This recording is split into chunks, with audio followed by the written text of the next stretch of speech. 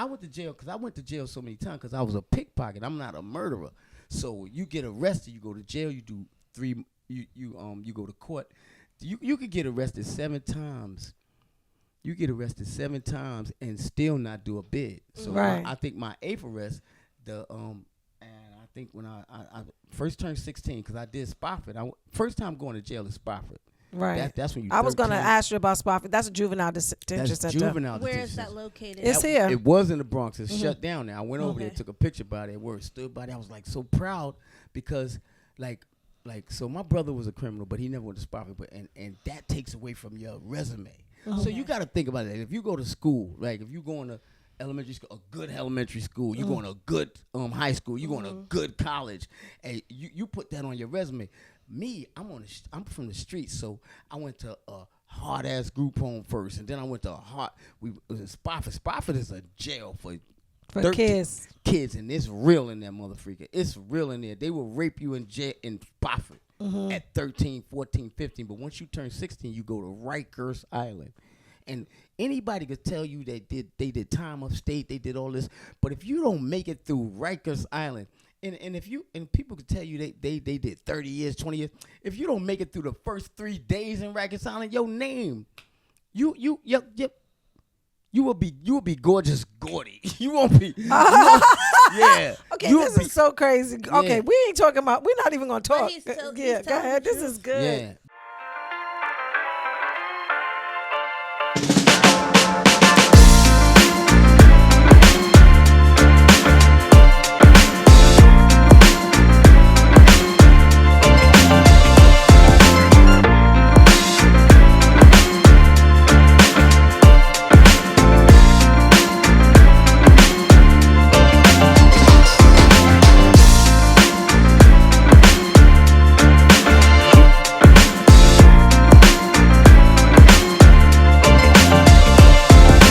Welcome to another great episode of MainStage Podcast. I'm your host, Onika McLean. Welcome. And I'm Ania. What's going on, guys?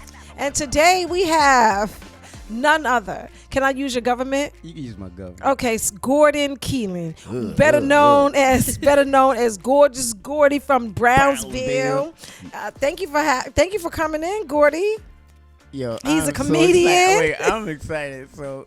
I'm so excited. You have no idea how excited I am. So I'm try to pull it back, and yeah, man. Thank you for inviting me. All right, thank you. Just answer the questions. Okay, so listen. So Gordy is a comedian from New York City. He has a wealth of stories that we're going to get into. We're going to talk about jail. We're going to talk about life. We're going to talk about God. We're going to talk about resurrections. We're going to talk about all the things. So this episode is about beginning again. And yeah, that's what we're doing. How was your week? My week has been pretty good. I'm excited for this episode. I've known Gordy basically like my whole life. So I'm excited to get to know more about him. Oh, okay, cool. So Gordy, how did you, we want to start from the recent stuff and then go back, right? How'd you get into comedy? Because I know you just had a really good birthday show at 275 Park. It was amazing, sold out. So how did you get into comedy? All right, so comedy. I'm gonna tell you something. I was working at a job. I had a really good job, and I my past doesn't merit the job I had. My job, I was a director of facilities for over 14 buildings in Bronx, and I started making $300, and I was making $150,000 when I left the job to do comedy. Now I left that job 3-4 years ago. I think I was making $150,000. I was getting $25,000 bonuses a year because I do things that they got a bonus you for. He got add my name. Right. I was getting money, and then I was like, nah, freak that. I want to be a star. No, it was a lot of money, but for some reason, man, I felt I wanted some more, and I thought comedy. I've made jokes all my life, and I didn't know I could be on stage making jokes because that was scarier than going to jail. Jokes on stage is got to be the most scariest thing, and I like a challenge. I instead of skydiving, I get on the stage in front of people, and I don't know if people understand that's the same dynamic. Instead of like going to Dubai, I go back through my neighborhood. You know what I'm saying? It gives you the same rush. You be like, oh, sweat, I made it out of there. Yeah, it's the same thing because you run into your old friends and anyway. Mm-hmm. So this is my thing, right? I have this thing I have is like the life I have. You're gonna have to stop me sometime because it's every second of my life is ordained almost. It's almost like I'm meant to be here because I died when I was 15 years. I was 13, matter of fact. What do you mean you died? So my friend shot at me like at 5 feet away. I don't know if y'all remember back in like 79 in the early 80s. You know we don't remember this. Look, ain't nobody this old. Back. And I get that a lot because I'm gorgeous, Gordy. You are gorgeous, right? Yo, no, real.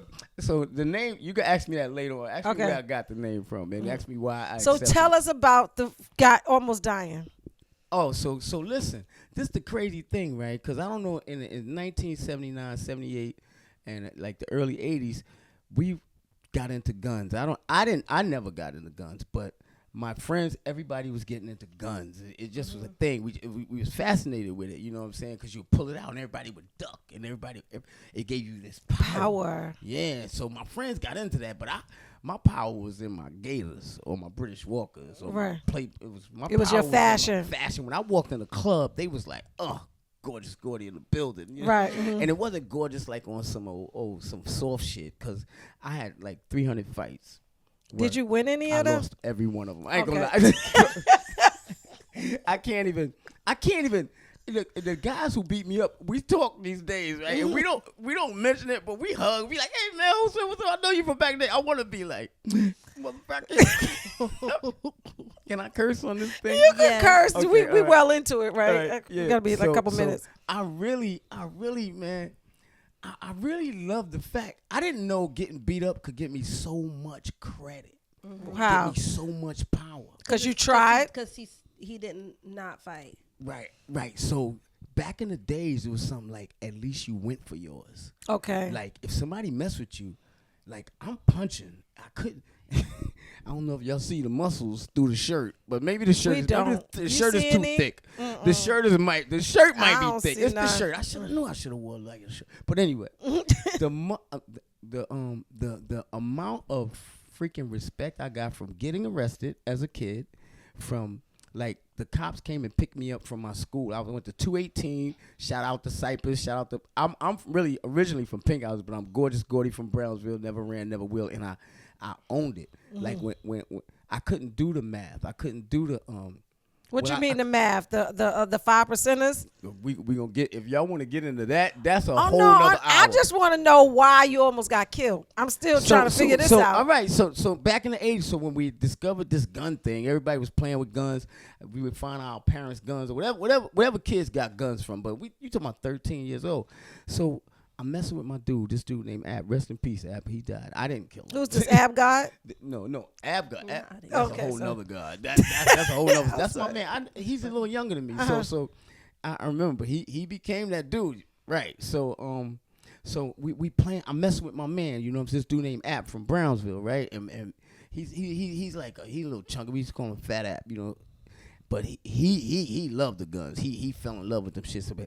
So I'm hitting him in his head, you know, we boys, you know what I'm saying, fucking with him. I'm going around the gym. I'm in Glenmore Gym. I'm like 13 years old. Mm-hmm.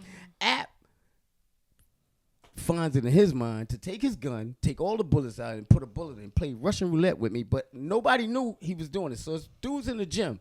So I'm messing with him, like, yo, this dude keep messing with him.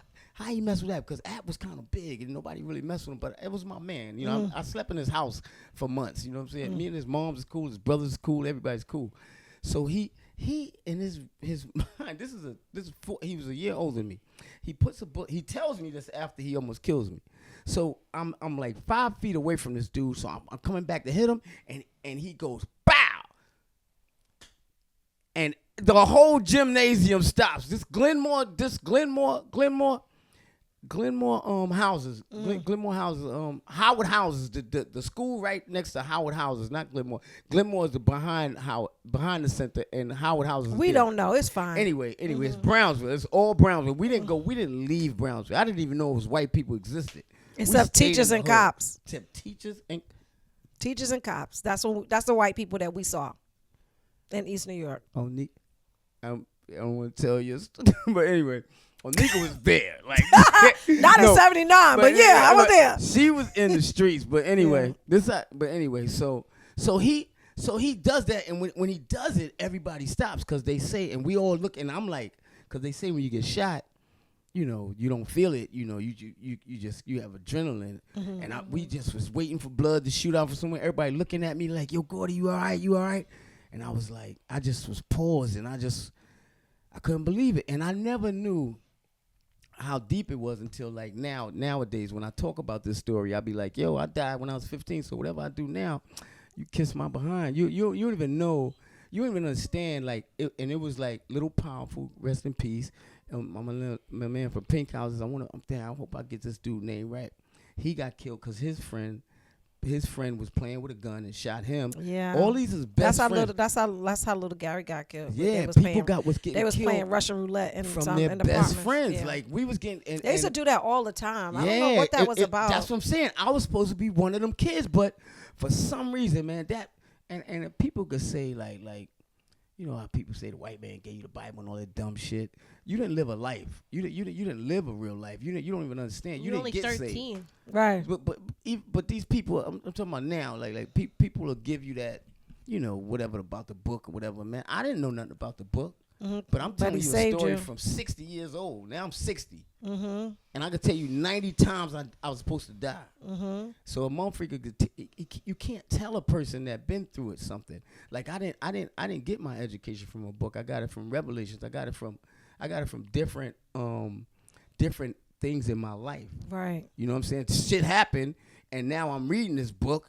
And this shit happened. That's what they say was gonna happen. Or anyway, it collaborated. The Bible. The Bible, yeah, it collaborated. And then I don't read well. I don't know if y'all noticed that. We can't tell. I don't know. I mean, I never saw you read. Right.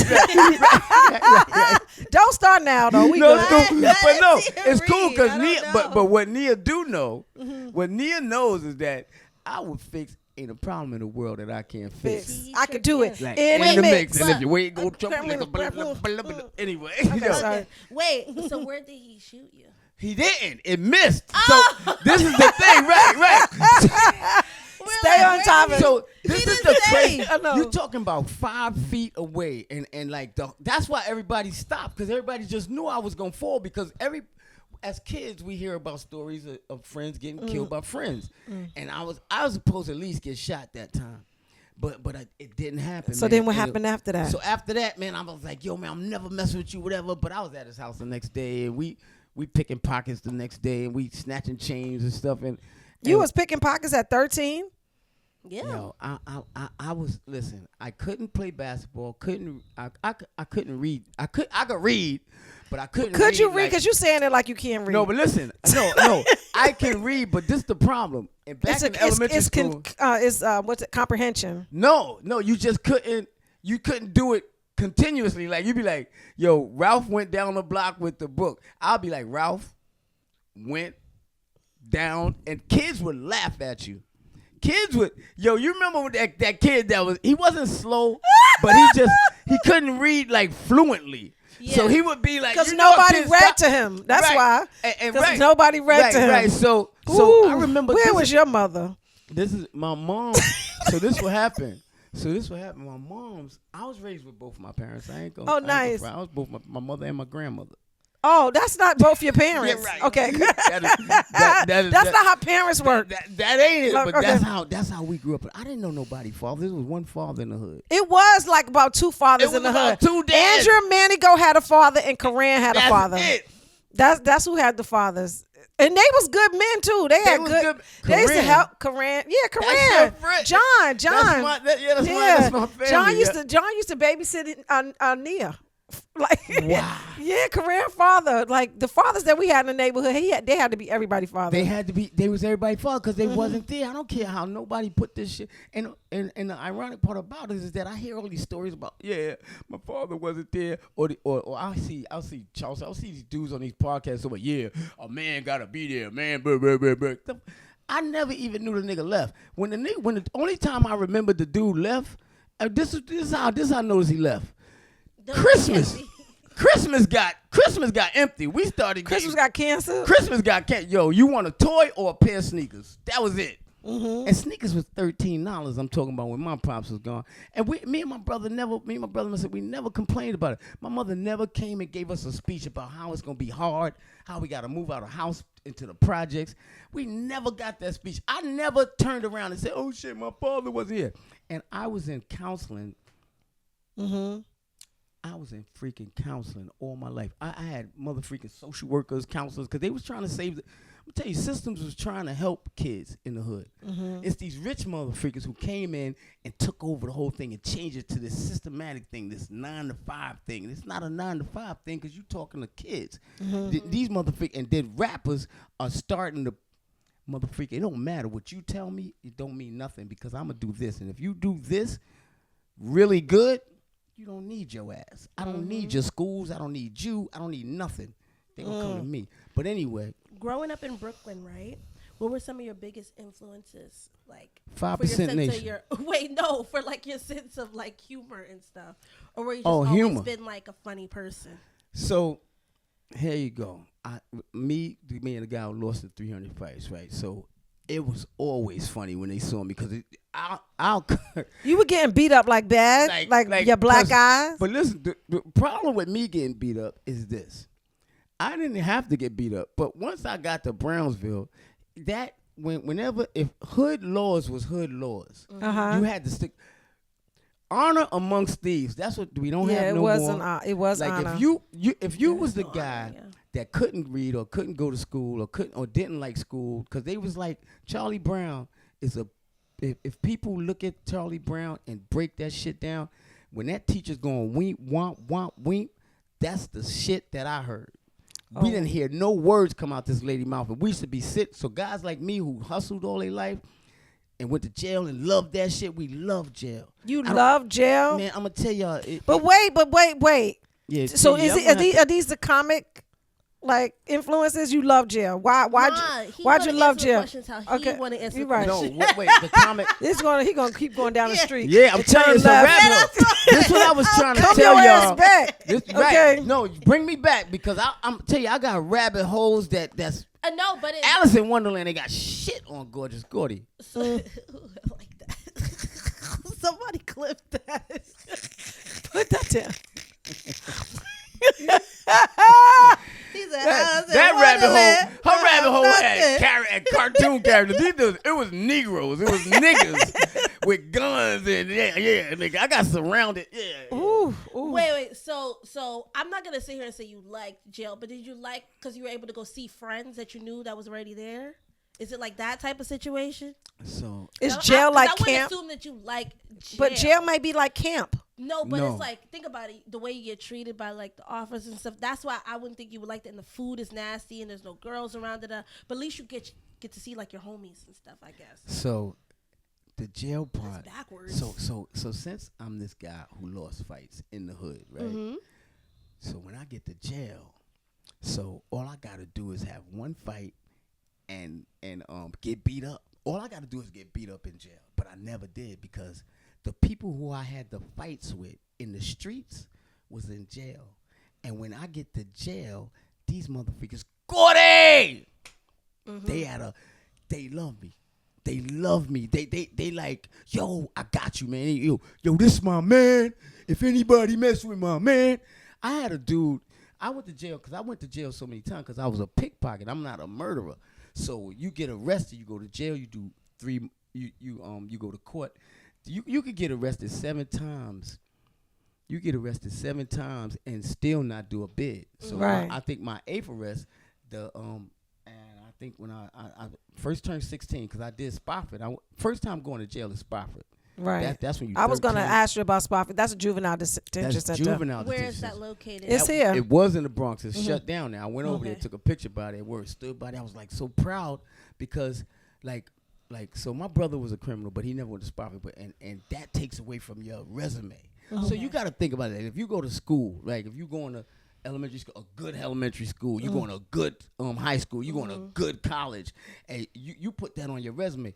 Me, I'm from the streets, so I went to a hard ass group home first, and then I went to we was in Spofford. Spofford is a jail for 13 kids, and it's real in that motherfucker. It's real in there. They will rape you in jail in Spofford at 13, 14, 15. But once you turn 16, you go to Rikers Island. And anybody could tell you they did time upstate, they did all this. But if you don't make it through Rikers Island, and people could tell you they did 30 years, 20 years. If you don't make it through the first 3 days in Rikers Island, your name, you will be Gorgeous Gordy. You won't be. Yeah. Okay, this is so crazy. Yeah. Okay, we ain't talking about. We're not even gonna talk. He's Go ahead. This is good. Yeah, but I'm telling you, man. This is my thing, right? I always believe after that shot, like 5 other times I was supposed to die, and it didn't happen. And I remember my friend Uwe, he pulled out a gun on the most gangsterous dudes in the projects at the time. Allegedly. Right, allegedly, right. So, right. So I know Uwe like, wait, what? Yo. So I'm gonna tell you something. This dude, I was in 2nd grade. He was in 2nd grade. I was in 1st grade. We grew up together, but we didn't meet each other back until we got back to Brown. Until I met him in Brown. I was like, oh shit, ooh, and I didn't know he was this crazy motherfucker. Allegedly. And I needed that because I wore a lot of jury, and I just was losing fights. And dudes was trying me in Brown. They was trying me every other day, but it was like the older generation, like this dude named Powerful, Robert Soto, and if these guys ever beat anybody family up, do not come to me. But anyway, I had the OGs loved when they saw a kid fight. Like back in the days, OGs 5% Nation. They like if you had this crew, you was jumping somebody, they would break it up and be like, oh, who you got a problem? Him? Y'all go around the corner and come back and let us know what happened. None of y'all going around the corner because they was really tomahawks and champions and really from gangs, but they changed it. They was trying to do good, but we could talk about the government and all that stuff. But anyway, they was doing good by the neighborhood. They used to give out free lunches when we got home from school. The motherfuckers would give out free lunches. They would. If you fought in the hood and the nation 5% Nation was around, you getting a 1-on-1. They used to help with the Yogi Berra too. You remember Yogi Berra? I'm gonna tell you something. Do you know what Yogi Berra is? Sounds familiar. So it would be this bus that would come around the hood and pick the kids up and take them to lunch and take them to parks and then just drop us back off. So listen to this crazy you said that, Onika. They need to do more things like that.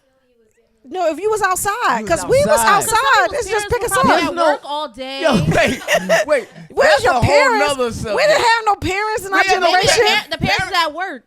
Parents is at work. It wasn't a van. It was a big Yogi Berra bus. It would just drive around. It would get the kids, and then they take the kids to get something to eat, like lunch, like maybe at a school, and then they'll take you to a water park sometime. They'll take you to the community pool. Then they bring you back like 4 o'clock. You remember Yogi Berra? Yo, listen, I remember the bus, but I was into when that. You was already stealing. No, I was already stealing. But this is what I'm saying. When my last arrest, you was saying the last time I've been to jail, I came home, took the whole hood, everybody's kid I got. I didn't mess with none of my friends. All I took was their kids out. I used to take them on the train when I got out of jail. I was trying to change the hood. I said, listen. And their parents used to give them to me. Like Kim and all Jesus' daughter.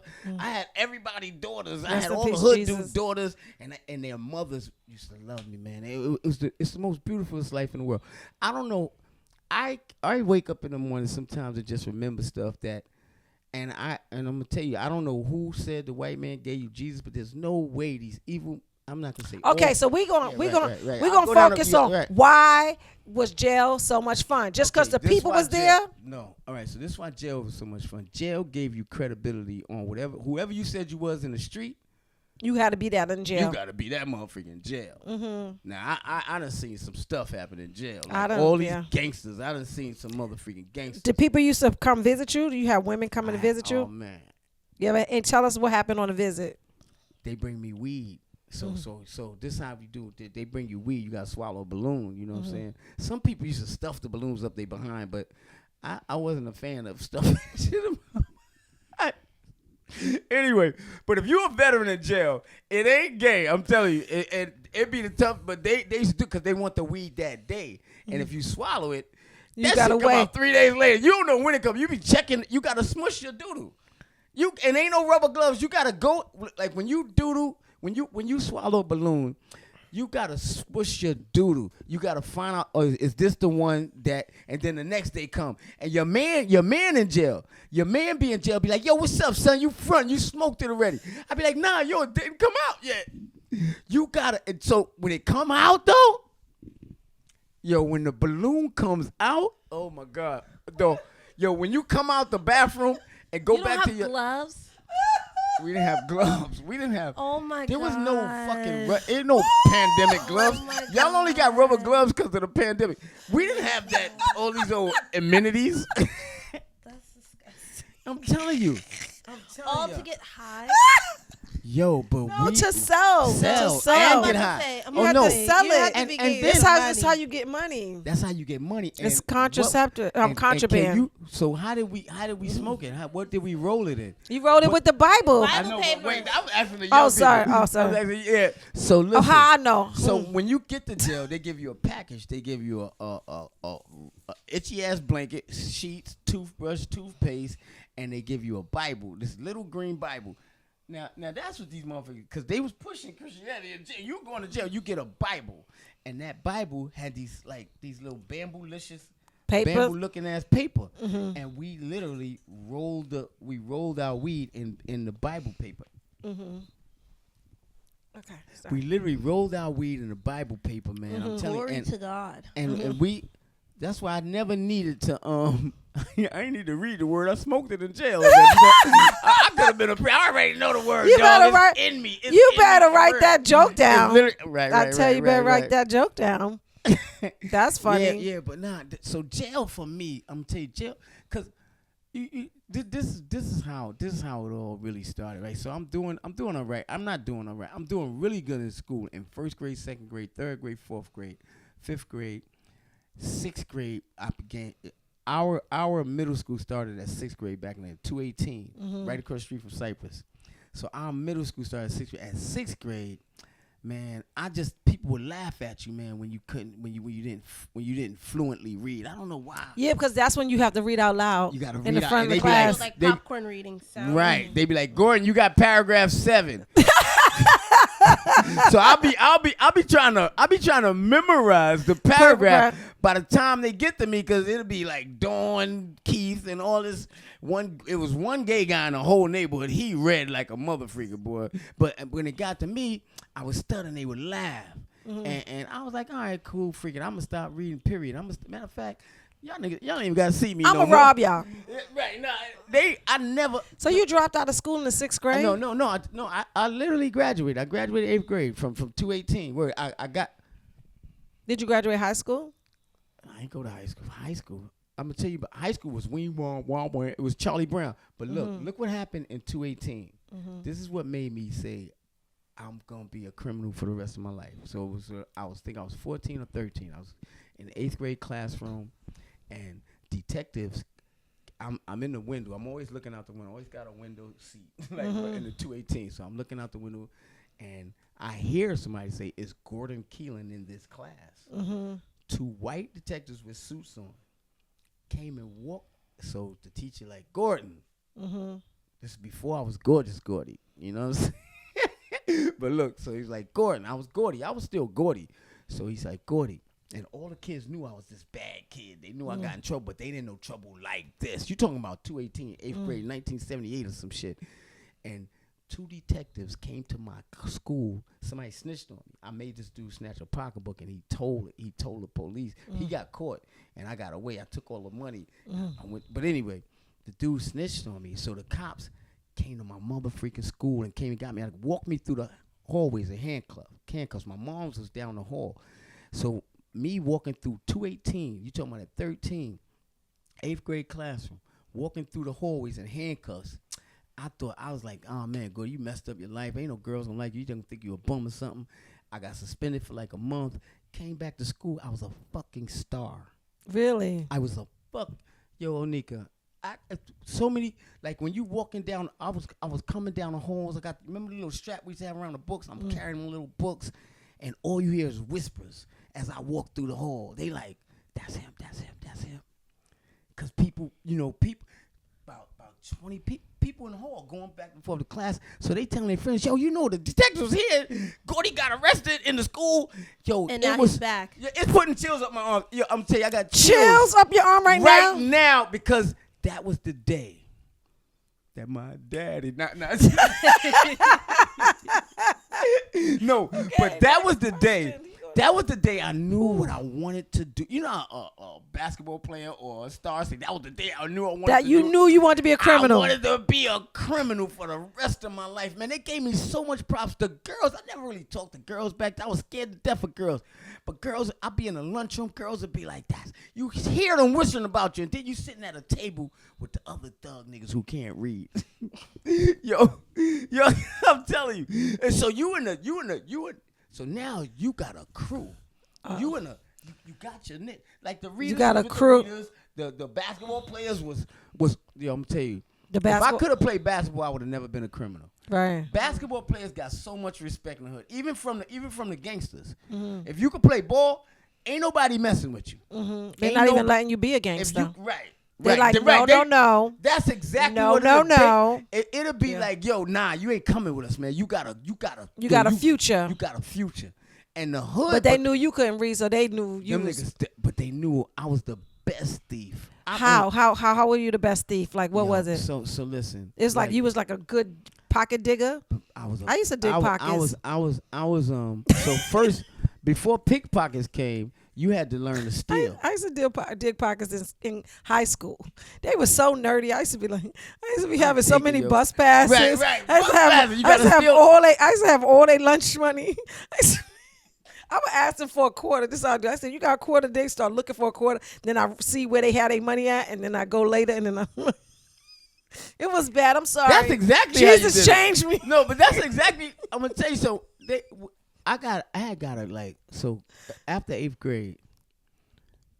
I went straight to college. No. After 8th grade, right? I was this dude now. Now I'm gorgeous. No, I still ain't gorgeous yet. So I don't get gorgeous till I get to Brownsville. And Brownsville was like the mecca of hood niggas. Brownsville was like pink house. Nobody came to pink houses though, because we had the 5%. Mm-hmm. Nobody messing. Brownsville couldn't even come. They beat up my project so bad. Pink houses when they came. We had rock fights with Cypress all our lives until Cypress. They took all the girls. Everybody was dealing with somebody from pink houses. Right. Somebody from Cypress or some dude. Whatever happened to Cypress, they put 30,000 guns in Cypress. And then Cypress started getting these gun dudes that was shooting at people. Yeah. And when the gun game came out, the whole world changed. The whole world of hustlers. Yeah. Like, I don't know what people did. Because people didn't fight. People stopped fighting. They just shot. They started being hitmen. They started being hitmen. They was getting paid by these big drug dealers in the crack era. And these was little kids. These was kids. Little kid hitmen. So it was like 14-year-old hitmen. Yeah. Because if they got beat up. And if they got caught, they wasn't really going to do no real time. Right. Back then, because you was a kid, you couldn't be charged as an adult. But now it's different. Now it's different. Yep. Mm-hmm. That's exactly how that shit happened. That's exactly what happened. They played then, a lot of the kids. They played but they played a lot of the kids that didn't have dads. Right. And I'm gonna tell you, I don't know how that narrative about like I be hearing podcasts and stuff like that be talking about, if more fathers was in the hood, but I don't think it's fathers. I really doubt if it's fathers. It ain't fathers. It's just it's mothers and grandmothers. If a woman, all right, let me back up. Y'all gonna have to help me here, because this is the part that gets crazy for me, because when people talk about dads and men and all that bullshit, because people don't like it, like when I talk like this, but this when I lose the crowd. So women raised us, man. Like if you were stealing or if you curse and Miss Stokely was coming by, she'd backslap the shit out you, and then go tell your mother. The fathers was the nation of Islam. 5%ers. 5%er will whip your ass. Let them catch you playing hooky. Whip your ass. Take you upstairs. Your mother be like, and you be like, "Mom, this nigga hit me." Your moms would be like, "Get your ass in the room." What he did? Your moms would be like, and one of them 5% powerful guard. She'd be like, "You hungry?" Trying to get her man. Yeah, right. But no. But she loved the fact that these dudes was whipping our ass. They and was bringing us policing the back. hood. They was policing the freaking hood at first. I don't know. And then you had favorites. You know what I'm saying? And they love you just for like when they see me getting beat up. That shit. And then I learned. Then when I became like a thug dude or a gangster, whatever you want to call it, I don't know what you want to call it, but when I got to Brownsville, man, the dudes who was up here, the older dudes, the OGs, was like, they saw me and they knew that I'm gonna fight. I ain't gonna win. They like, so they gave me my props. And when the younger dudes, all App, Rock, Wib, Homicide, all these dudes, Daryl, all these dudes was like, if they like this dude, then we gotta respect this dude. Got you. Yeah, you need to respect the elders. So how did you like reintegrate your life? What you mean from the hustling thing? Yeah, just being a criminal. So listen, getting out of criminality. No, because I mean, I don't think you ever get that's out. That's a dictionary word. That's an SAT word. That's my own word. But getting out. No, criminality is a word. No, it is. Yeah. Wow. Yes, it is. Miss Fernabach, eat your heart out. I ain't never listened to you anyway. And I got words, criminality, but that part of it, right? I started liking me, man. Yo, when you start getting older, you see your people get shot and die and all that shit, and then you done hit some people, you done robbed like if I got caught, I must have got caught 100 times. If I got caught 100 times, that means 1,000,000 times I got away. So this one I don't understand about. Anyway, I don't want to get that rabbit hole, but this one, if you get caught doing something, like them politicians stuff, can rape a girl or they get caught one time or they be on the news. You did that shit 1,000 times before you got caught that one time. And and it's not something that you gotta even debate. Right. Like you ain't gotta debate me. I already know. So anyway, yeah. So how'd you stop? So how did I stop? Now listen to this. So now I'm doing all this. When's the last time you pickpocket? Last time I pickpocket was in 19. I'm gonna tell you exact year because I went upstate. My first upstate bid. Like I already did I did 6 months, 8 months, and 9 months on Raggers Island. You ever been in solitary confinement? So this is what It's let me called tell a you. bid. No. She talking about when if you stab somebody, you get solitary You know, like confinement. when you do something bad, they put you. Yeah, It's called in the Bing, though. The No, Bing, you said yes. bid, Ma. Oh, sorry. I was like, wait, what? Yeah, it's called the Bing. So look, if I tell you how I got out of that part of going to solitary confinement, it's really crazy because I'm a pickpocket. I'm the baddest motherfucker in Brooklyn. Matter of fact, they call me the Cannon. There's a podcast with this dude named Big Fendi and Mike Tyson on it. At the end of their podcast, I know Fendi because his name is Eric and he's from Brownsville, but he know who I am. He asks Mike about this guy named Gordy, and Mike goes, "Oh yeah, Gordy's the best pickpocket in New York." Even though I think I'm the best pickpocket, but anyway, he says we used to come back with 1,500. Gordy would come back with 15,000 because I played airports and I played the Diamond District. And you pull a wallet or a plastic bag out of one of them Jews. You can say Jewish. On one of them Allegedly on one of them people pockets. I remember one time I pulled a bag out of dude's pocket. He had like 100 pair of earrings, and it was all gold. You know, I remember I pulled gold coins out of people's pockets. I pulled a Rolex watch out of somebody's pocket. So I knew where to go, and then in my mind, I think God set me up to be this dude who pulled the best pocket so I could be this rich dude where I could come to the hood and gamble $1,000 and walk away and go get another $1,000 out my freaking underneath my bed.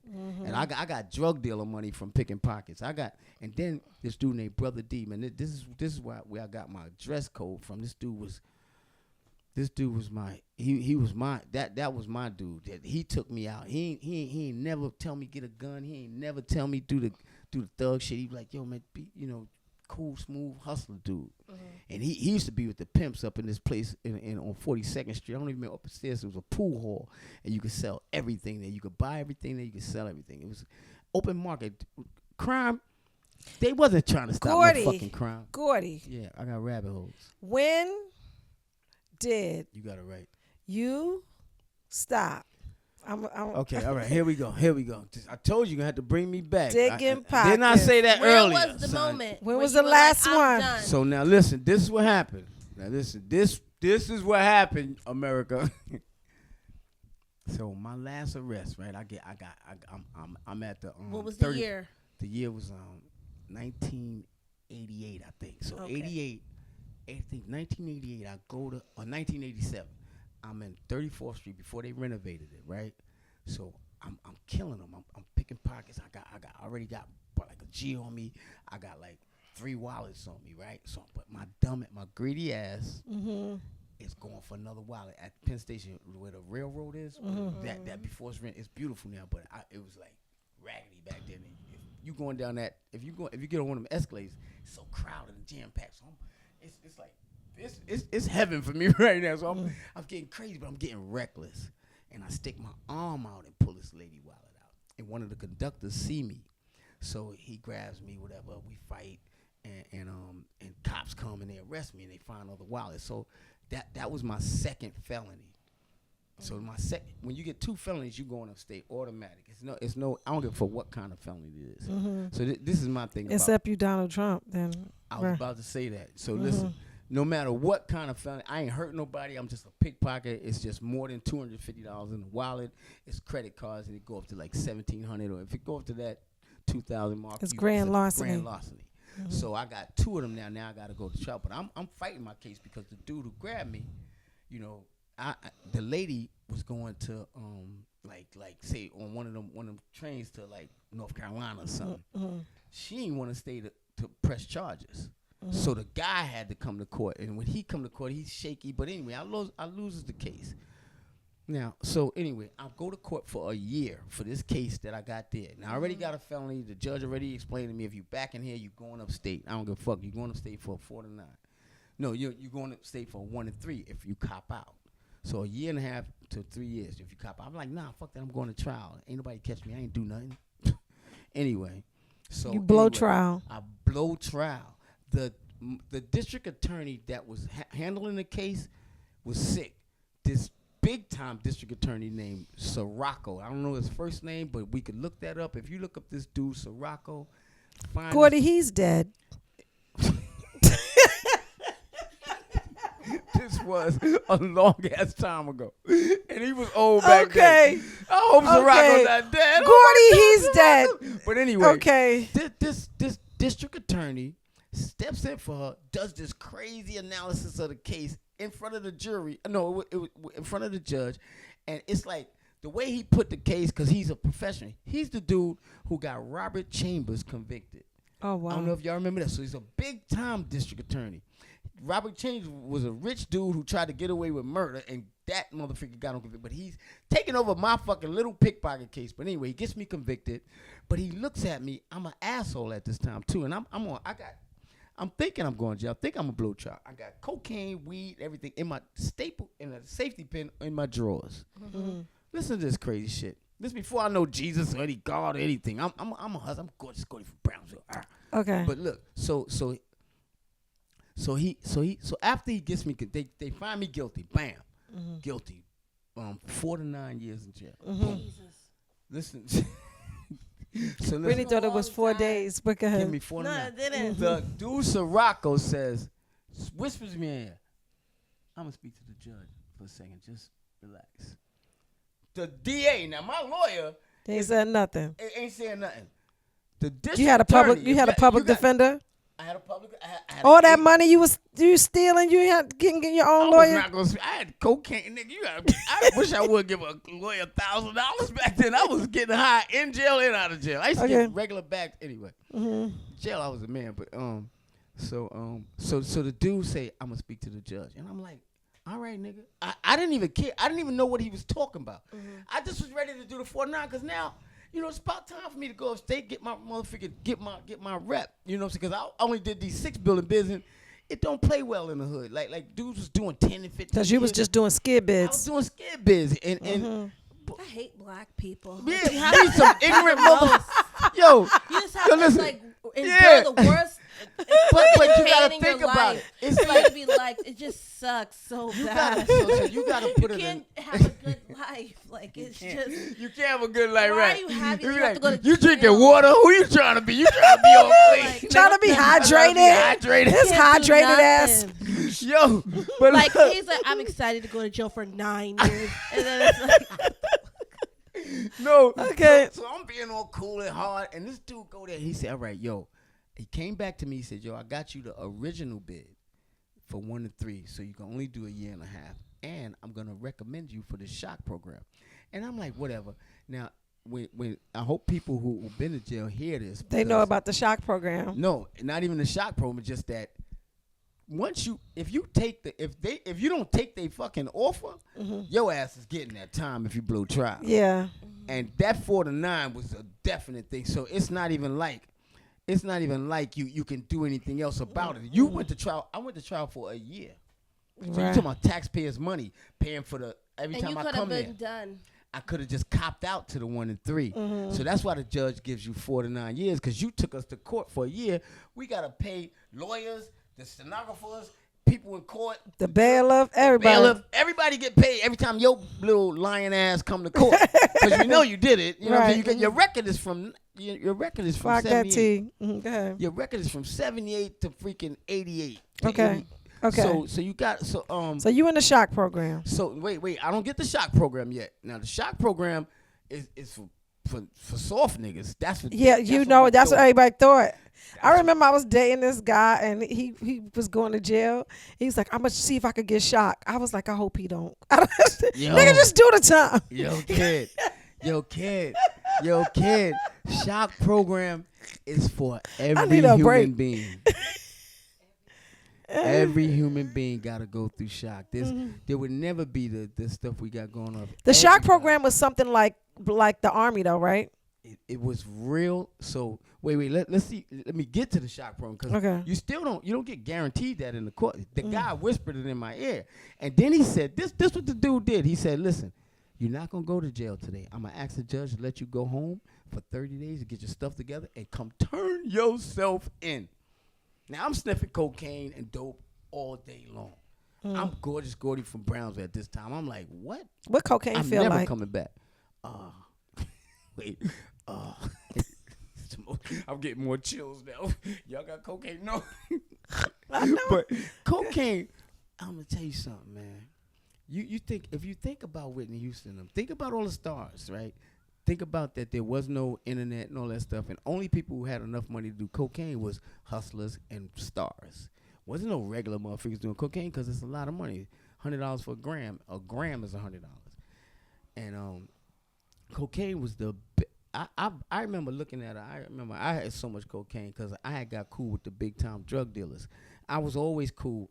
Like I said, they love the dude who fought. They love me, man, because I'm crazy. When I come in the gambling joint, I got money like this, and I'm gambling. I'm borrowing $1,000 here. I'm borrowing from big time drug dealers because they know this little nigga gonna pickpocket, or he gonna come with a mink or something. He gonna have something to sell for us. I gave a dude gold coins one time, man. It was my man. This dude named Kato, but he was like runners. He was like the extortionist of all the big drug dealers.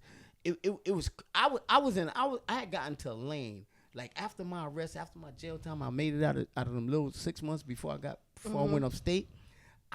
When I got to jail, first time I got to jail was this dude named Bar Kim. He got murdered now, but it was this dude named Bar Kim who Bar Kim, the dude who shot 50 Cent homicide. Yeah, he didn't shoot 50 Cent. Right. All right, so Because Rob did. But go so ahead. he was Homicide is suicide, brother, right? No, that's Brownsville homicide. I'm talking about Bed-Stuy homicide. I'm talking about Oh, right. I'm talking about Dow. I'm talking about the real You homicide. said homicide is suicide, brother. Yeah, suicide got murdered. Yeah, man. That was my suicide. man, They was too. so cute, homicide and Yeah, suicide. the light-skinned niggas. Yeah, they was so Get cute. out of there. Yeah, they're a little younger than me. So. Yeah. So. We talking about people. They names. That's their names. Yo, I'm telling you. You know crazy thing about Gorgeous Gordy? So anyway, I told you it's a rabbit hole every time I go there, because Gorgeous Gordy, I denied that shit. Them niggas, I was in Brownsville. I'm young. I'm a dude who lost all the fights, but I didn't grow hair. I didn't have a mustache, so I was like 18 or some shit. So it just was cute. I was light skinned. I was not light skinned, but I was brown skinned, and I was fly. You know what I'm saying? So this gay dude. We gotta insert photos of Gordy back in the day. Yeah, I got him too. Yo, this gay dude out the window in Van Dyke Project said, me and my man Wib is going in the pool hall, and that's where all the gangsters. If you young, old, whatever, if you couldn't even come in there if you didn't know nobody. So we in the pool hall because everything was pool halls back then. That's why the movie anyway. But this dude said, "Who your new gorgeous? Who the new guy? Like this is '78. I'm the new guy in '78. I'm like, damn, how long these niggas been robbing? But anyway, he said he gorgeous, and my man Wib was like, Gorgeous Gordy. Then this dude named Rufus and this dude named Bragg. They both died. Wib is still alive. Wib is. I got a picture of me and him as we was like 13.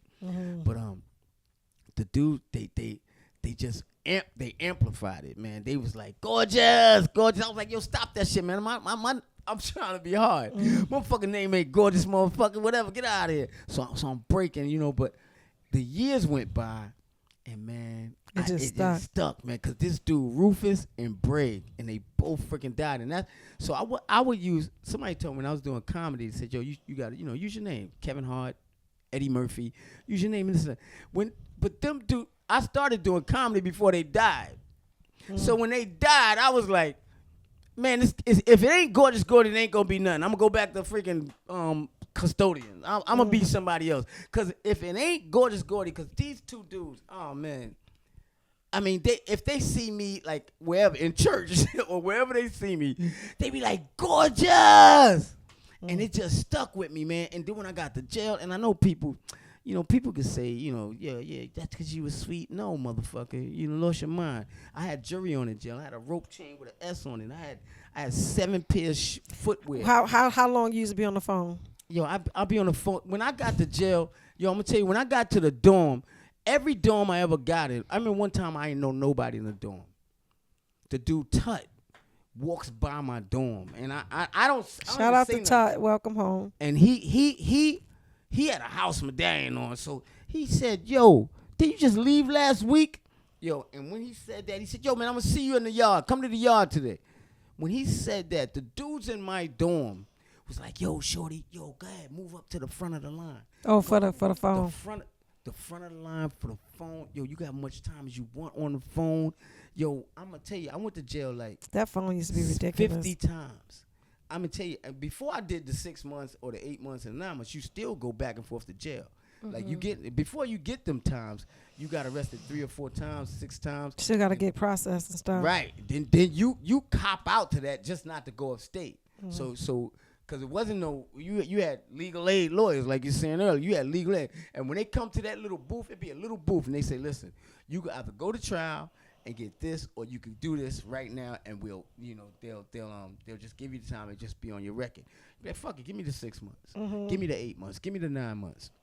You go to C-76 for that amount of time. But C-73. But before C-73, yeah, and that's the woman's house. But and I did a bid in the woman's house, and I had a girlfriend in the woman's house that hung herself in the woman's house in the 80s. Jesus. Yeah, this shit get crazy. So then when I meet, man, I don't know how long y'all got, but I just want to let y'all know that this shit goes to Jesus. This goes to a point. All these stories I'm telling y'all now, I'll be trying to bring it on stage, but it gets so deep because as I'm saying the story, like, how do you believe me? Like, I could be lying. You know what I'm saying? All I ask people to do is ask me again a year later from now. It's going to be the same shit because it's the same story. It's the same truth. And what people don't understand about this dude, Jesus, is like, my thing is like, not what would Jesus do, but what did the dude do? What are you talking about? Same thing, like, I come around the way my friends started robbing. When the gun game came out, these motherfuckers, my own friends, my mother, me and one of my friends got arrested back in the days, and he didn't have nobody to pick him up. And my mom's used to lie. She'd be like, I ain't never coming back. Get arrested again. But she'd be every time I got arrested, she'd come and pick me because when you're 13 and 14, your mother could pick you up before you go to Spofford. So my mother came and picked me up. She used to pick me up. And then but you got too many arrests. They can't. But anyway, this dude named Chill. And my mother picked this nigga up from the precinct when we was kids. Don't you try to rob me when I was older? Yeah, man, it got crazy, man. Money started getting hard to get, and not because of cameras, just because, it was a lot of cops. Now they had pickpocket squads, they had D squads, they had that. They had the DNA. Niggas was telling on people. You know what I'm saying? So people didn't know how to get money, so they was robbing each other. Right. And when they started that shit, that's when I got that wasn't what got me out the game. Let me get to that question. Let me get to that. So what got me out the game is so my last bid. So this dude Sirocco. Now he's a white dude, and I hated white people. I hated. Did you? I didn't hate them all because when this dude did that to me, that was the first exchange I had with a white person that was trying to help you. And I didn't even show him. So what did he do specifically? He got me. He didn't get me the shock program. This is what he did. He said I'm gonna get you to 1 and 3. So 4 to 9 you can't get the shock program. You gotta have 3 years in your back. So he said I'm gonna get you to 1 and 3 so that if you do get upstate and they do offer you this program, I want you to try to accept it. And so I'm a thug, man. Gorgeous Gordy Brown anyway. So he's telling me that, I'm like, whatever. But so he gets me 30 days on the street. He said, yo, you're going to leave this courthouse today. Get your stuff together. Yo, while I leave the courthouse, a week later, I get arrested at the airport, Kennedy Airport. You were still digging pockets? Still. I didn't give a freak about what this dude was talking about. I didn't even understand. I wanted to do the 4 to 9 so I could get my little rep on. But anyway, so but I get arrested, but the lady, I pick her pocket because I got so smart with the game. I was picking pockets only on international flight people. So if you pick a pocket, if they catch you, I don't care who saw you do it. I don't care what detective. They're not an American citizen? No, they got to come to court to say, yeah, that's my property. These ladies was when I was in the precinct, they had to come let me go because the lady said, hell no, I'm not staying in New York for what? How long the trial gonna be? The lady Russian or whatever the fuck she was, she like, I'm going back to my country. You got my property? Give me back my property. I'm out of here. So the detectives had to come to the bullpen, central bookings, and let me out. They didn't like that. Because they hated me, and they vowed. They told that's a whole nother story. That's a whole nother story. I got some detectives still looking for me because they mad at that case. They died. Them detectives are dead. Everybody. They have a picture of you on their wall. They do.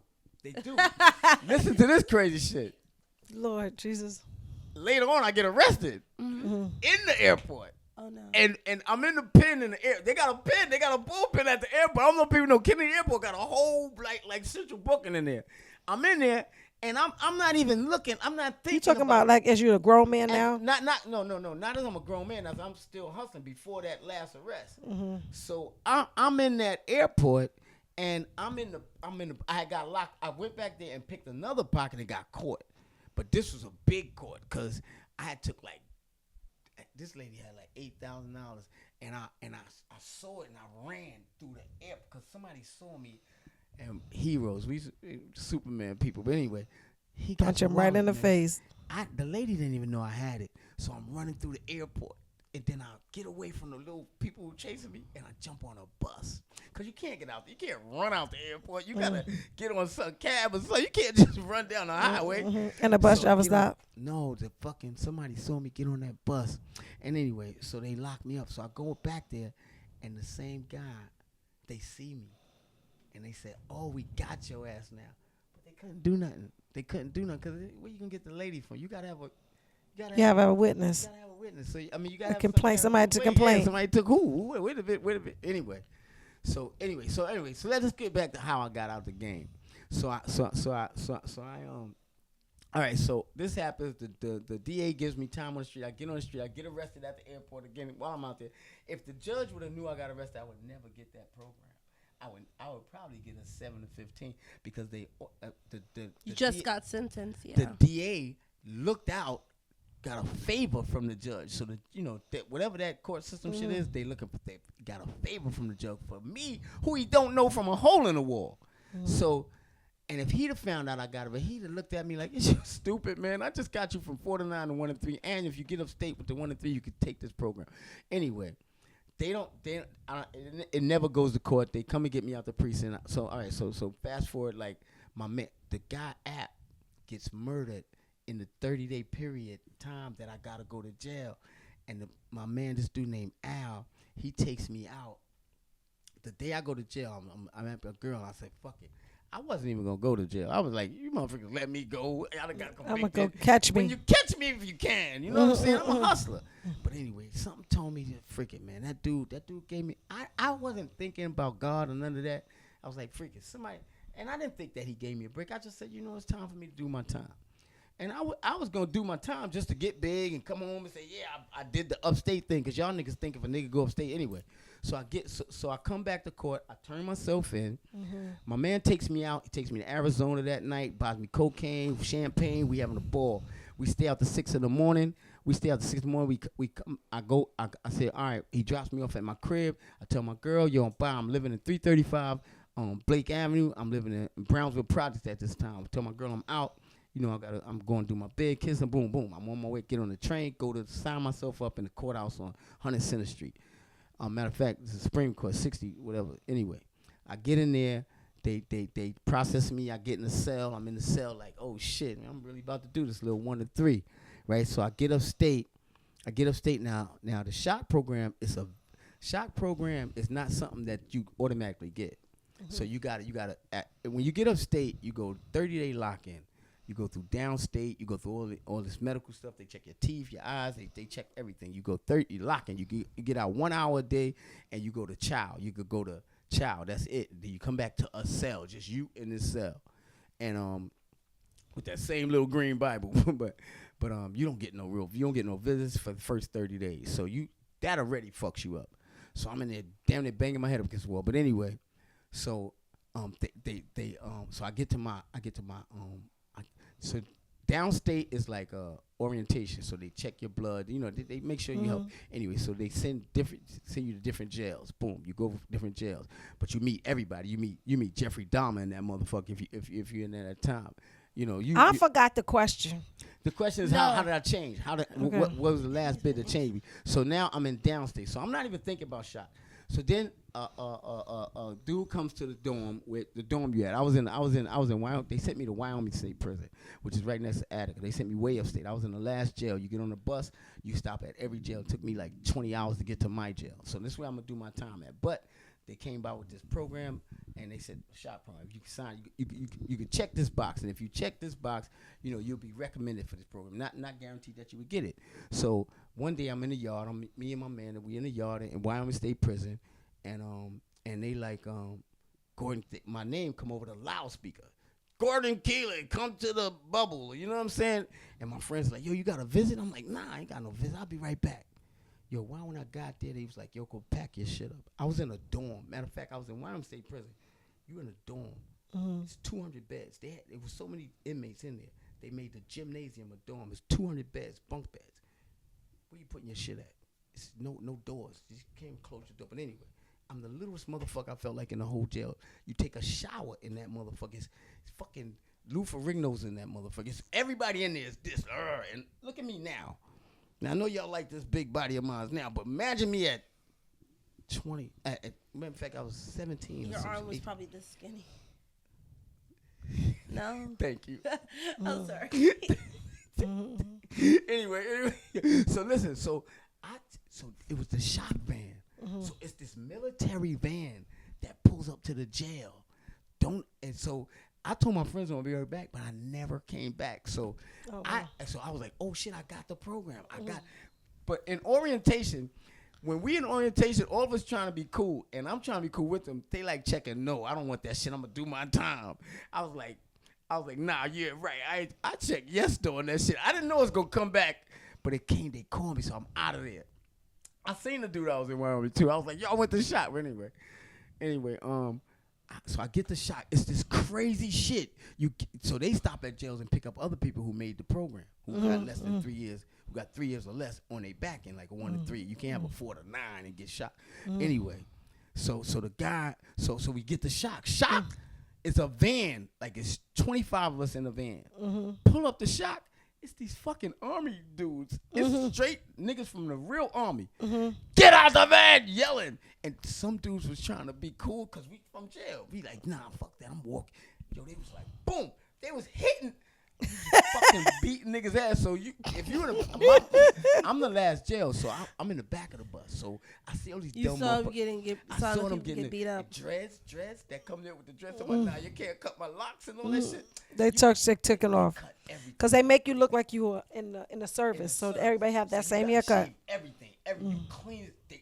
The first thing you do is get a haircut. And I remember Just had shock the first time. Wasn't getting, and then through this program, Shock, right? You work out every day, no matter what. You can't say my leg hurt, I'm sick, I got whatever, or you go back to your jail, go finish your time in jail. You sick? All right, we got a bus. They go, it leaves in 8 hours.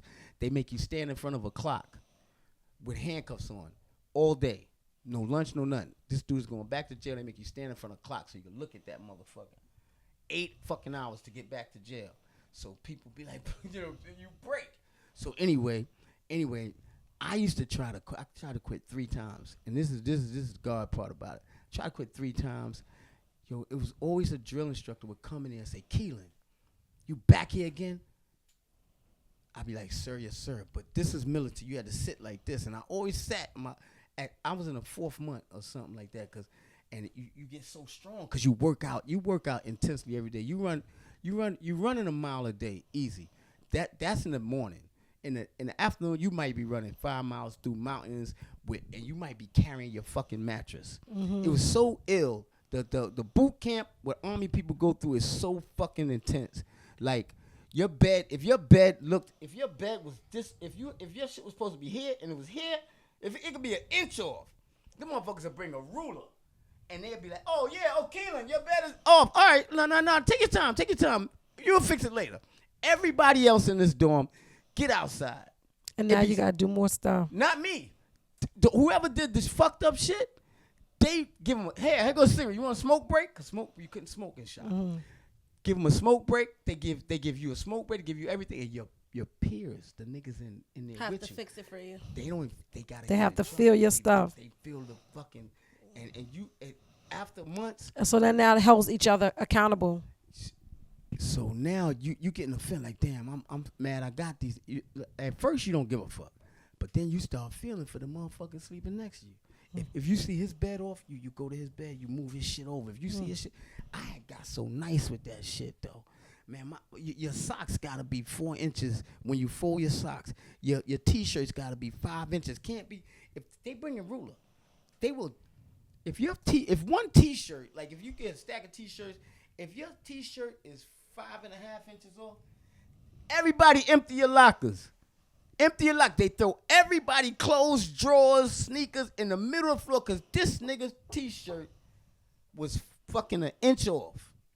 If you jump out of bed, you had at 4:30 in the morning, just a reveille goes off, just like the Army. Mm-hmm. If your ass ain't jumping out of that bed, like you can't get out the bed, you gotta jump out the bed and get on a line.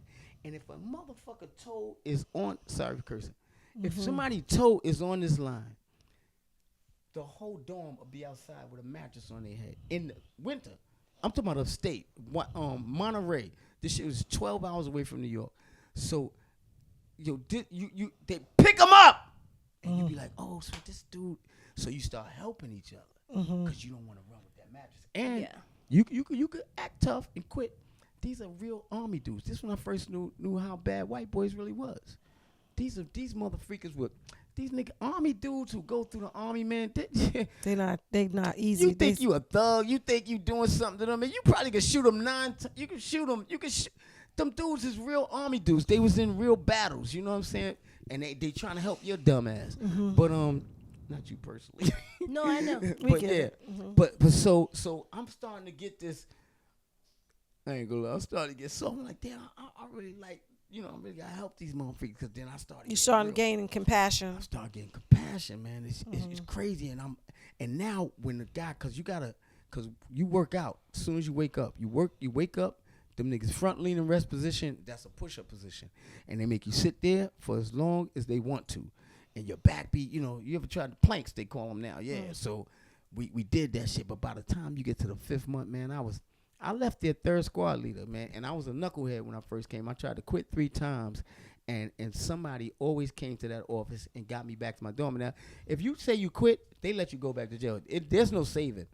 For some reason, man, 3 different drill instructors, a black one and 2 white dudes, saw me in that room, waiting, looking at the clock, waiting to go back to regular jail, and said, Keelan, get your ass back to your dorm. And I run back to the dorm, because it's 6 dorms, it's a 6-month program. You go through A dorm, B dorm, C dorm, you know what I'm saying? And when you graduate, if you make it, it be 30 of y'all niggas. They have a graduation? They have a fucking, listen to this, they have a monkey, yo, you march like in a real army. You have the mayor, you have people in the thing, and it'd be like, you be marching like real men. Eyes right, but you're in 6 months, so you a bad motherfucker. If you made it through this program, you bad as a motherfucker. You tight as a motherfucker. Your shit is like, you a monster. You a monster. You marching and you do left flag march, huh? Then it'd be like, eyes right. And you look as you pass by the mayor and the commissioner of the jails or whatever, and you say, eyes, you're ready, front. And you get back to march. It'd be a monkey.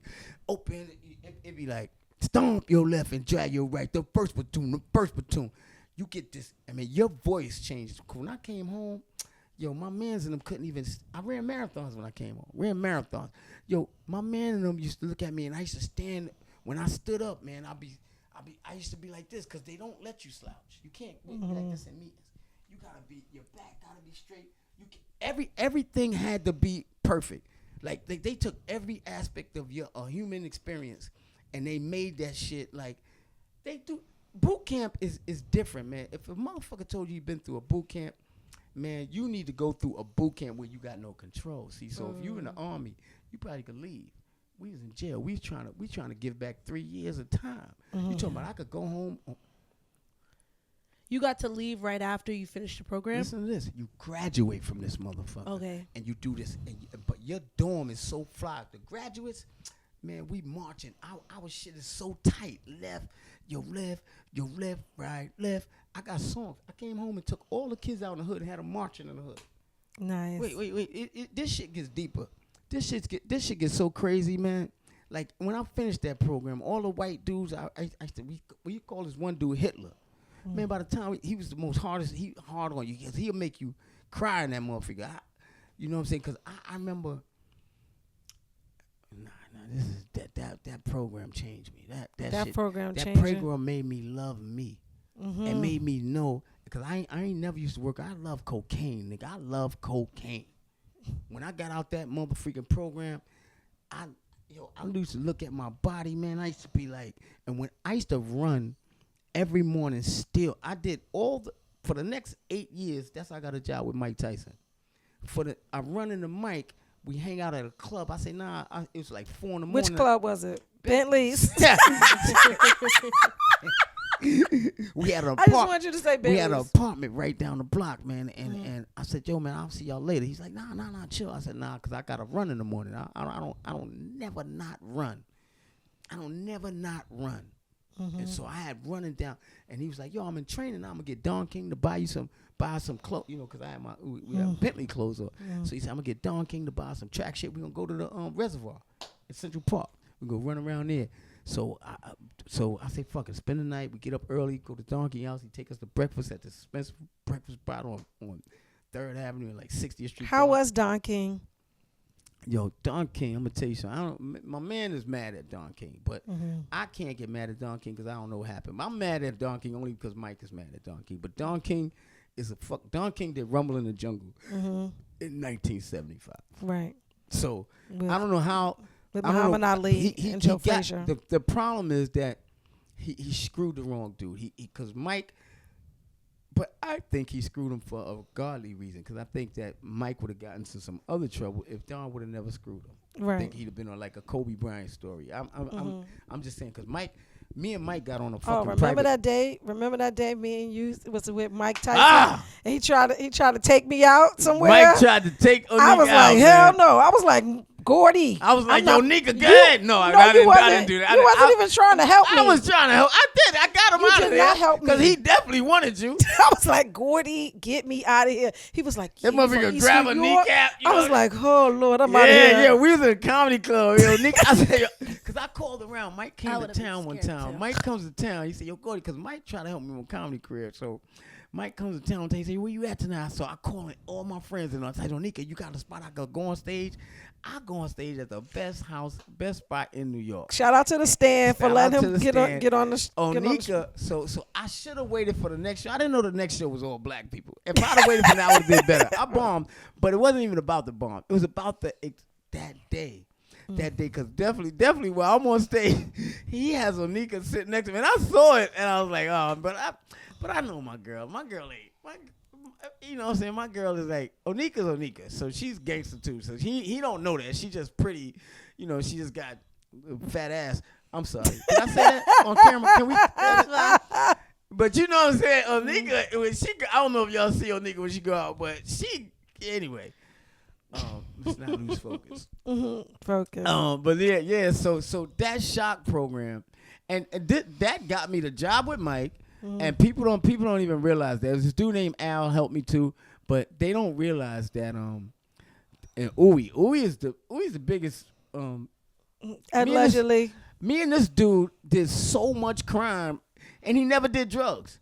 I did so much drugs in front of this dude. I mean, then I started sniffing dope, so he was mad at me. But this is my partner.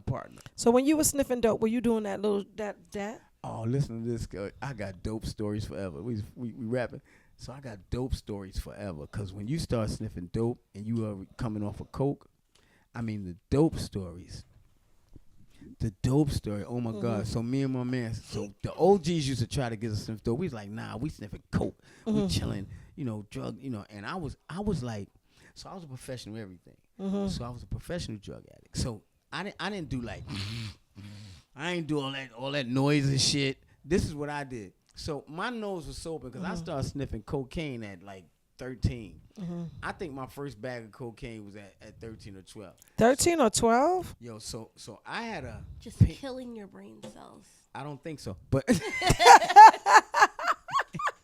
yo, I'm gonna make a point about that. But look, so I got so good at it, Onika. So I'm Gorgeous Gordy. So I gotta be like the Mac. I mean, I ain't real killer. Niggas know that if you mess with me, I'm gonna punch you. You can whip my ass. I'm not a killer, but don't push me. Yeah. So I had a pinky nail. I used to let my nail grow, but when I sniffed cocaine, my cocaine sniffing was like, that's how I opened my nose. I didn't make no sounds. So I was so cool with it, and I didn't pull out my cocaine unless I had a $100 bill on it. I don't know how you sniff cocaine. Bunch of cocaine on a $1 bill. But anyway, that's another story. So I had to live up to this shit. I really had to live up to this shit, and I did it best. But that shock shit taught me to live up to it without fucking stealing. Right. But I'm gonna tell you what shock did. Shock made me love me. Like when I saw my arms, when I got out of shock and I was running and like nobody ran. It gave you discipline. It gave you discipline. Discipline was to wake yourself up and do the shit that these niggas was yelling at you to do. Yo, that shit changed me, and I started taking my daughter out. And then my daughter was 6 years old, and my daughter was 3. He has 2 daughters, and their friends. I used to come get them every week. I used to tell their mothers, listen, I changed, because their mothers was at war. It was 2 different baby mothers. Their mothers was at war, but I used to tell them both, listen, I changed. I just want y'all to let me get my daughters and let me bring them together. Let them meet each other. My daughter met her sister at my Mia was 6 years old and Janae was 3 when they first met, and I took them out every weekend after that, man. And then they said, can my friend come? It was one friend. Then it became like 15 little girls. Now nowadays they would have been like, this pervert motherfucker, but back then nobody had fathers, so nobody had dads, and I used to go to these cribs. I used to take all these little Kim Franklin, Jesus was around, but Jesus didn't even know. Jesus was in the street. Jesus didn't know that Gordy, his man. He didn't know I used to take his daughters out until like 10 years later. After like their daughters give me a shout out all the time every time they get a chance, but.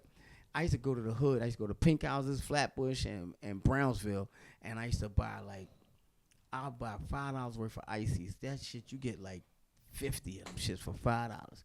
And I used to have races in Brownsville, and my friends used to think I was going crazy. My friends used to be like, yo, this nigga upstate done changed, this nigga crazy, because then I started taking all the kids to church. But then you saw that what was happening to the hood once you got in the shock program?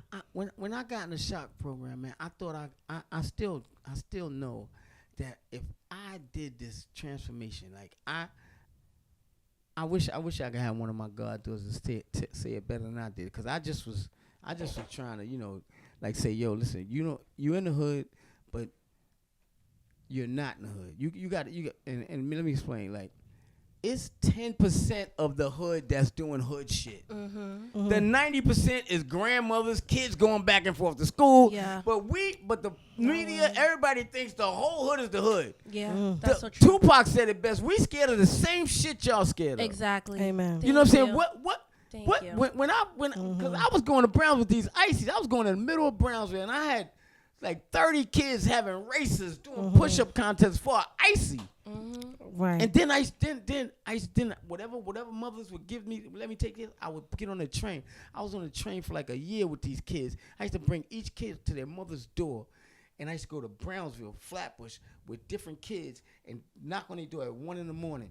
Then we had to drop a kid off in pink houses, go to pink house on the train and shit. Then Mike, this dude buys me a Lexus Jeep. Could have bought me a Benz. I could have asked for anything. And for some reason, this dude got a Jeep with extra seats. I used to have 13 kids in this Jeep. But you got to think, I was taking them out like a year before this even happened. I wasn't even thinking about asking Mike for nothing. But just that he got out of jail, started training. He started going back to boxing, and I went back, and he called me back to camp, and they got me a truck. And all my kids that used to take the train, when I got the pink, I pulled that shit up in pink house and parked it on the side and went and got all the kids. So when I got the kids, I said, no, they thought we was going to the train station. I said, oh shit, look at that truck. It was nice. It had the chrome rims and everything. It wasn't no Benz Jeep. It wasn't no Escalades. Lexus Jeep was the first Jeep out. Wasn't all them Jeeps. Anyway, so I hit that button, boop boop.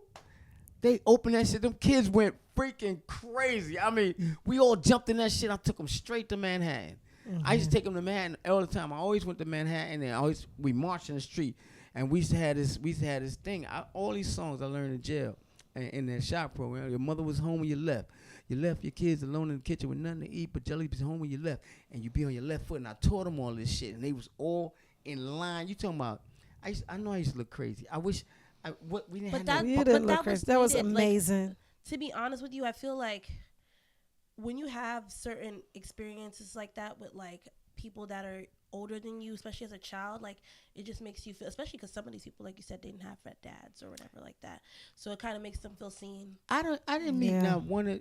I knew Jesus because I knew Jesus from the street, so I already knew. But I didn't even know the girl I was taking out was his daughter. That's how apart him and Kim was. India. Mm-hmm. Yeah.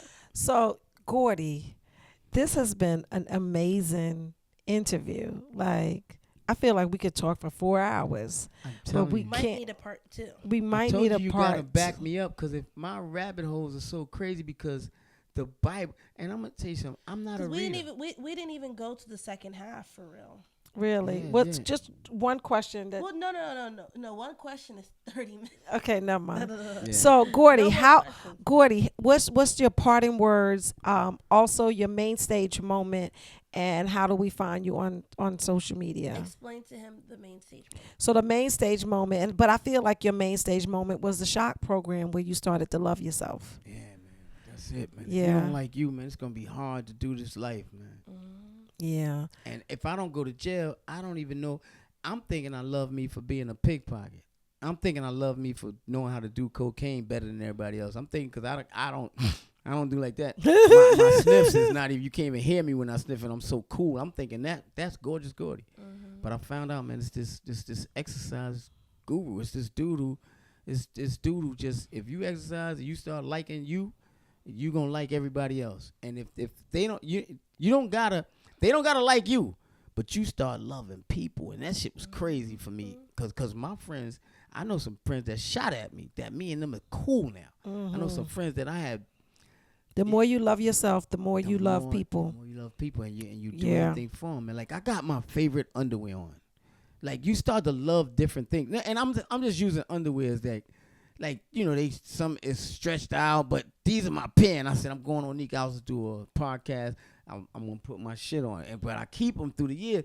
people, you got to start loving something. So start loving. He's hilarious. Start He loving. is hilarious. Start loving one thing. Like say if you like your watch or if you like your hair, start Love loving that and just let that shit grow and that shit'll take you everywhere. Nothing. Amen. That shit. But you sleep at night, man. You get up in the morning. Yo, you feel good about yourself when you do shit, man. You ain't always conniving. Somebody could curse you out. Somebody could even spit on you. You be like, all right, cool, freak it. You'll wipe that shit off. And it's hard for a dude coming from where I'm coming from because we got to fight. We got to kill you if you step on our sneakers. Yeah. Literally. You got to literally murder this motherfucker because you stepped on my sneakers. Everybody saw you step. I don't want to kill you, but everybody saw you step on my sneakers, so I'm going to murder you. Amen. That's crazy. That's So where we come can the from. people find you? Yo, find me at Onika house. I got a cold down house. I be sneaking in, sleeping in a crib. I be like, yo, Nia, you here? This Gordy. I walk in the door. Nah, He's not lying. Find me at Gorgeous Gordy 9 on Instagram. Find me at Gordy 41 on TikTok. But I'm trying to put it all together. I'm Gordy Keelan on TikTok too. And I don't care. Put my government name out there. Find me, motherfucker. I wouldn't give a Follow Gordy. He's hilarious. Yeah, and please and I'm book doing him on your stand-up comedy. shows And if you because book he's me, I'm- doing stand-up comedy and you get to hear all these amazing Parables from the stories. projects. You gotta follow that, man, because we about to drop a movie about me picking pockets. So we about to do a whole thing. And go on that site and look at the scenes we did. You know, we using me as friends and shit. You know what I'm saying? And nice. people coming. We was on 34th Street for like 5 hours. All right. Cool. So this has been MainStage Podcast, and we have had Gordy Keelan here, and I feel like it was amazing. What do you think, Nia? I love the episode. Like, you have a lot of good stories to tell. I feel like I'm curious. I don't think I've ever seen you do stand-up yet. I need to take the time out to see. Yeah, go catch a show. Catch it. We got All you. right. So the way we close the show is we tap our mics. So you ready to tap your mic? Yeah. All right. Cool. We don't hug and No. me and you don't This kiss is the or hug. nothing. Tap your We don't. fucking mic. This is how.